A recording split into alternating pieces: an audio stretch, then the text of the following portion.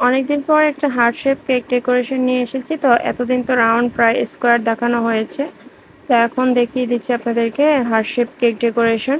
তো এই তো দেখতে পাচ্ছেন আমি কেকটাকে ভালো করে কভার করে নিয়েছি।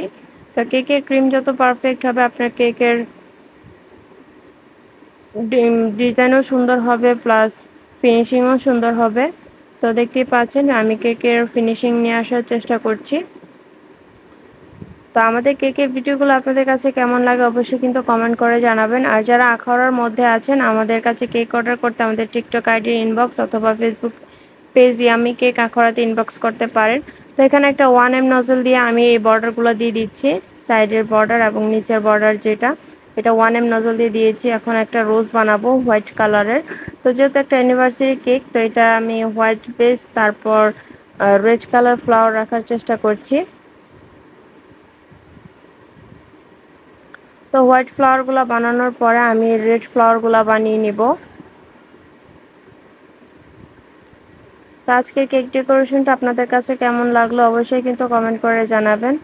আর এই কেকটা ডেকোরেশনটা আমাদের কাছে খুবই, আমাদের বাসার সবাই খুবই পছন্দ করেছে। তো অনেকদিন পর একটা হার্ট শেপ কেক ডেকোরেশন করেছি, কারণ আমার কাছে বেশিরভাগই রাউন্ড শেপ আর স্কোয়ার শেপ আসে, হার্ট শেপ খুবই কম আসে আর কি।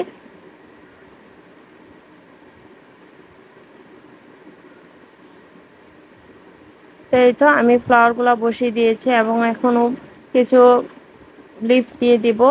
আর এখানে লিফ নজলের সাহায্যে আমি এই বর্ডারগুলো দিয়ে দিচ্ছি। তো এতে কিন্তু কেকটা আরো বেশি সুন্দর লাগতেছিল। এখন গ্রিন কালারের লিফ দিয়ে দিব, এতে কেকটা অনেক সুন্দর হয়ে ফুটে উঠেছিল আর কি।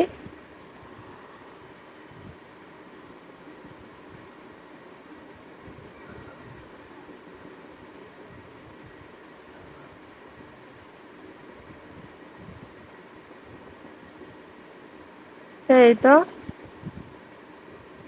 আমার কেকের কাজ করা কিন্তু কমপ্লিট হয়ে গেছে। এটা হচ্ছে কেকের ফাইনাল লুক। তো দেখতে কেমন হয়েছে অবশ্যই কিন্তু কমেন্ট করে জানাবেন। আজ এ পর্যন্তই, সবাই ভালো থাকবেন। আল্লাহ হাফেজ।